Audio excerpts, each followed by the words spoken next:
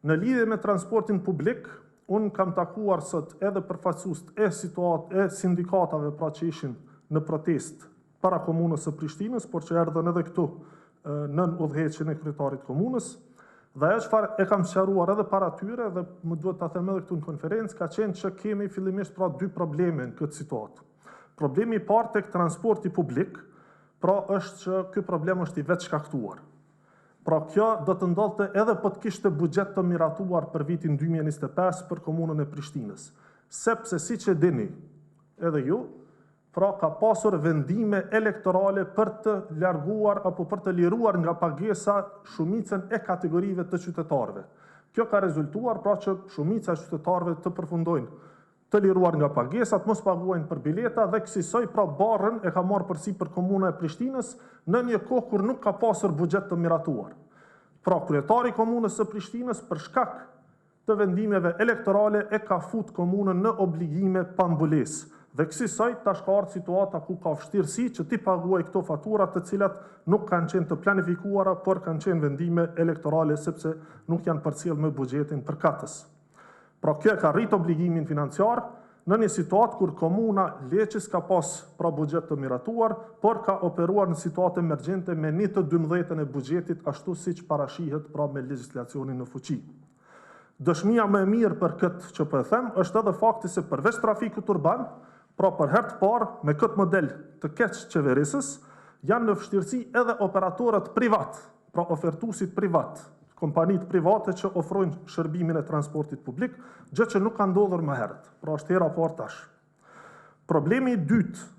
pra sa I përket situatës, është pastaj edhe mosvotimi I buxhetit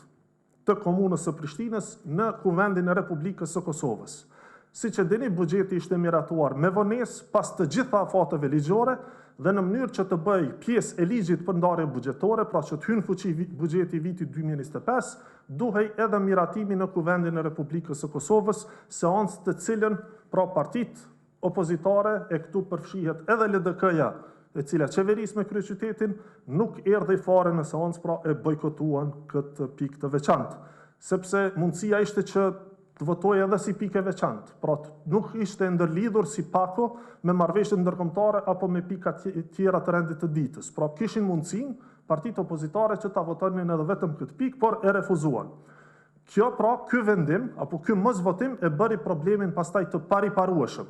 sepse me mosvotimin e buxhetit pasoi edhe mosvotimi I qeverisë së re dhe pasoi kësaj dekretimi I presidentes për shpërndarjen e kuvendit, e cila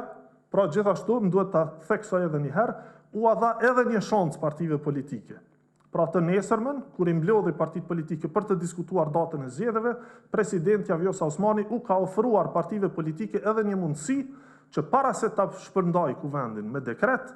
të kenë mundësi që të votojnë çështje të caktuara. Pra jo domosdo buxhetin e vitit 2026 nëse partitë politike kanë pas problem me buxhetin e vitit 2026, por s'paku të votojë buxheti për 3 komunat, Prishtinë, Gjilan, Zubin, Potok, të votojë buxheti për ATK-n, si dhe të votoheshin marrëveshjet ndërkombëtare. Një gjë e tillë ishte refuzuar edhe në këtë situatë pra nga këto parti. Pra ky është problemi I dytë I cili ka sjell deri këtu situatën.